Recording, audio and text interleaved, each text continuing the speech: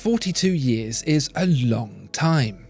It's long enough to go from enjoying a carefree childhood to having a serious need to make a will, and for those who've spent that time hoping Patek Philippe would fit a grand complication into the quirky Nautilus, the wait was a long one.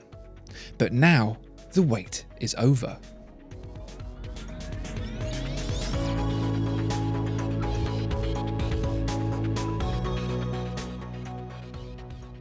Both the Nautilus and the Perpetual Calendar, Patek Philippe's grand complication of choice for the new 57401G, are an entrenched part of the brand's history, and it's a wonder the paths of these two haven't crossed before. The Nautilus' closest rival, the Audemars Piguet Royal Oak, only waited 11 years after its 1972 arrival to receive a Perpetual Calendar, and has had one ever since. There are actually 3 historical milestones from Patek Philippe coming together here, and the first might be somewhat surprising. The Swiss legend was the first to make a wristwatch. Not a wristwatch for, or a wristwatch that, the first wristwatch. It was a lady's bangle, fitted in 1868 with a minuscule caliber 27368, the display covered by a decorative flap to hide the functional element of this otherwise decorative piece. Then came the Perpetual Calendar, of which the first fitted to a wristwatch came from the house of Patek Philippe. Small Perpetual Calendar movements were no new thing to the watchmaker by the 1900s, the first, the caliber 97975, having been made in 1898. But it wasn't made for a watch, it was made for a pendant. By 1925, however, wristwatches were becoming more commonplace as pocket watches declined from fashion, and so Patek Philippe transplanted that pendant movement into a wristwatch. The third and final piece of the 5740 puzzle is the Nautilus, Patek Philippe's reaction to Audemars Piguet's gobsmacking Royal Oak.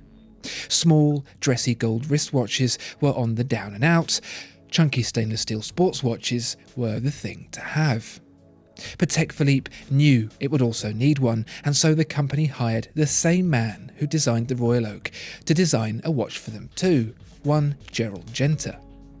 So, in actual fact, it's taken a whopping 150 years for all 3 elements of the Nautilus 5740 to come to be and to come together.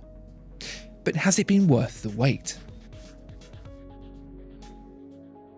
Aside from this specific combination, there's nothing new going on with the Patek Philippe 5740. The case, although in white gold, is identical to the standard 5711, albeit with a few hidden pushers added to the lugs to control the calendar with.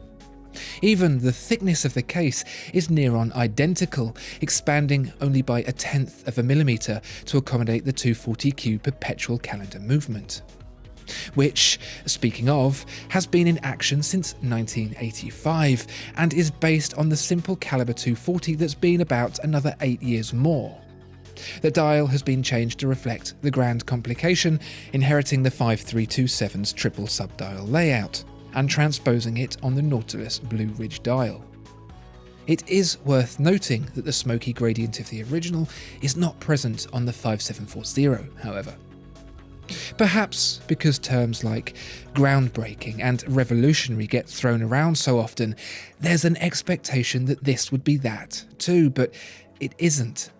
It's more a celebration of revolution, a clip show, if you like.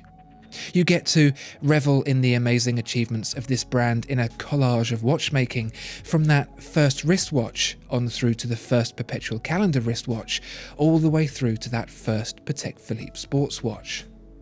Okay, so the last one isn't that revolutionary in a broader sense, what with the whole Audemars Piguet Royal Oak thing, but for Patek Philippe, purveyors of tradition and classicalism, it must have been the greatest challenge the brand had ever faced.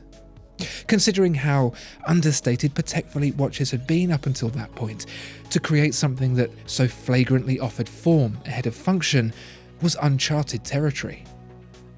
And this is true of all 3 aspects of this watch. The first wristwatch was created in a time when pocket watches were king, such an unlikely device to make that the dial was obscured by a diamond of the same circumference. And the first wristwatch Perpetual Calendar, that moved a grand complication for which Patek Philippe was greatly admired into a form factor preferred only for its utility.